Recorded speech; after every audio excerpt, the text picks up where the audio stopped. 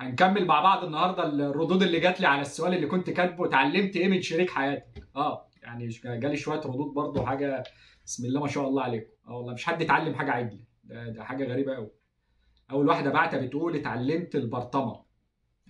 لا لا، ما يعني عارف كلهم يتعلموها يا بنتي، حتى في اول سنه بتبقى بصوت واطي كده، بعد كده عادي بنسمع شتيمتنا بودننا وعادي ما بتعدي يعني. لا البرطمه حلوه ما فيهاش مشكله، بدل في مرحله البرطمه اللي هي بصوت واطي دي بقى يعني لسه بدري.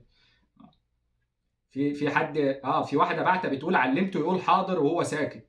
لا اله الا الله، ده ايه ده انت يعني، ده بقى بيهز دماغه بس. انت متخيلين وصل لايه؟ ده مروضه يعني، اللهم صل على النبي. لك واحد باعت لسه ما اتجوزتش بس اتعلمت انك تتجوز عن حب. يعني يا ابني احنا متجوزين عن وصولات امانه، ما متجوزين عن حب، ما كله يا ابني بيبتدي عن حب وبتاع. انت غلبان، انت غلبان، بس هسيبك انت تعرف لوحدك. اتعلم انت لوحدك يا. في واحد هنا باعت بيقول اتعلمت الغسيل. اللهم صل على النبي عليك، ده الحاجه مبسوطه منك قوي. والله ده وغسيلك يعني يتحكى عنه، والله ده انت الله حاجه بسم الله ما شاء الله. في واحده هنا بعتها بتقول حسبي الله ونعم الوكيل. في مين يا بنت الكلام ده؟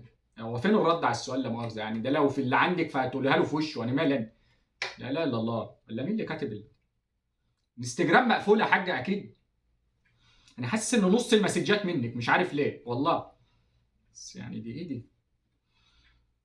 في حد هنا واحده بتقول اتعلمت التناحه وبقيت اتنح منه. اللهم صل على النبي، اللهم صل على النبي، عشان تعرفي ان هو ما بخلش عليك في التعليم. خلاكي يعني هو عايزك احسن منه. ده حاجه اللهم صل على النبي. هو اي نعم نعلمك حاجه وحشه بس مش مشكله، المهم ان الراجل ما بخلش. دي حاجه مهمه. في حد هنا بيقول علمته. واحده بتقول علمته يعرف يفضفض ويتكلم عن اللي مضايقه بسهوله. بلاش ولا بلاش والله، دي فخ دي اللي هو وعلمني ان اعتمد على نفسي وما استناش حاجه من حد مهما كان. هشوف ختمت الكلام بمهما كان، ولا انت حتى انت متخيل؟ قلت لك بلاش في اول البتاع بتسرسبك في الكلام، خليك بقى براحتك. في واحد كاتب بيقول هل غسيل المواعين بميه ساقعه ولا سخنه؟ انت اللي طلعك من المطبخ، انت كمل يا ابني ما خليك. هو ده السؤال اللي محيرك؟ ما ساقعه ولا سخنه؟ في واحد باعت هنا ان طبيخ الرجاله احلى من الستات. قال يعني انت لما كتبتها كده احنا ما عرفناش يعني، المهم ان انت اللي بتطبخ دلوقتي مش كده؟ لا يا ابني تسلم ايدك، تسلم ايدك، انا مبسوط منكم قوي، انا مبسوط منكم قوي. حسستوني ان انا مش لوحدي كده. والله. في واحده بعتها اتعلمت البخل والشح. الحمد لله طلعت الشح. يكونوا ازاي؟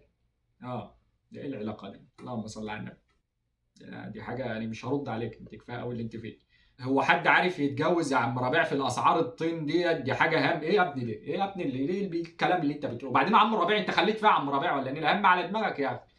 ده في الاسعار الطين دي ايه دي؟ يعني مش هرد عليك. في واحد باعت هنا الصراحه انا حاسس ان هي هتعلمني الصبر لانها بتصبر عليا في حاجات كتير، وانا احب اقول لها من عندك عشان هي متابعاك انا بحبك. ايه ده يا ابني؟ ايه ده؟ هو انا اسامه منير يا ابني؟ انت داخل تعمل ايه؟ ده هو بيحبك، هو مبسوط كده يا محمد يا مدحت. هديك انا صيادتك اهو. لا بيحبك ده ايه الهم؟ والله ناس هنا وناس هنا يعني، في ناس بس انت لسه هتتبسط قدام ان شاء الله. اتعلمت احنا لسه مخطوبين بس هو علمنا اتفرج عليك وكان مستغرب جدا ان انا ازاي مش عارفاك. انا برضه مستغرب ازاي مش عارفاك يعني مفيش حد عليك. وهو بيحبك قوي.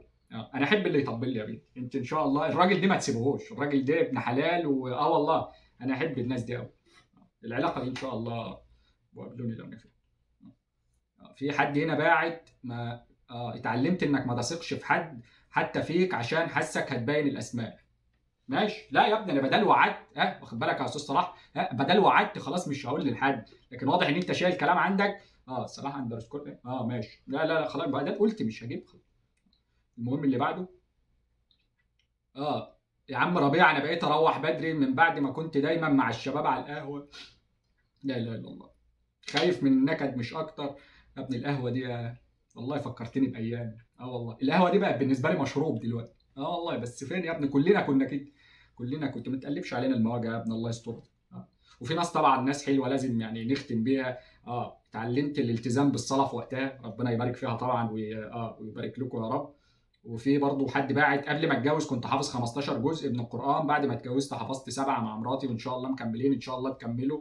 وربنا يبارك فيكم يا رب ان شاء الله. ويعني شكرا لكل واحد بعت، شكرا لكل واحد شارك في السؤال، وشكرا لخبراتكم بسم الله ما شاء الله يعني ما الحمد لله الحمد لله. واستنونا بقى في الاسئله اللي جايه ان شاء الله. سلام عليكم.